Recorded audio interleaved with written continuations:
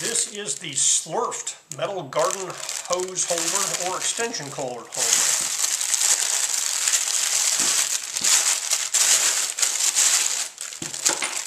And it comes with several pretty large mounting screws and these little expansion anchors. So it is a piece of metal here welded to a nicely bent rod. Feels quite hefty. Now it is ferrous. The magnet is sticking to both the rod and the plate. So it is painted as well. Maybe it's powder coated or painted black. And there is a rubber coating over a decent amount of it.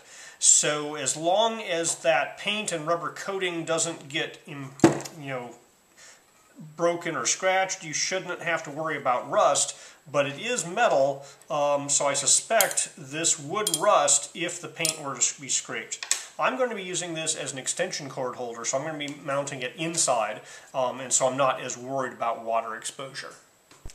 I like the fact that all three mounting holes are in a line, so if you're mounting it to a 2x4 or a stud or something, that's nice.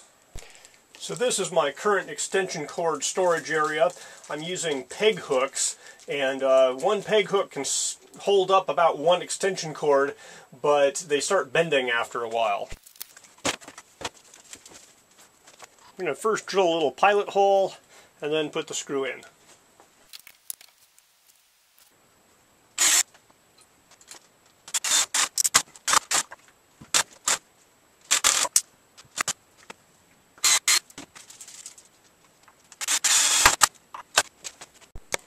Alright, I was using a Phillips number 2. Its screws are really a Phillips number 3. It worked, but if you have a Phillips number 3 driver, that works better.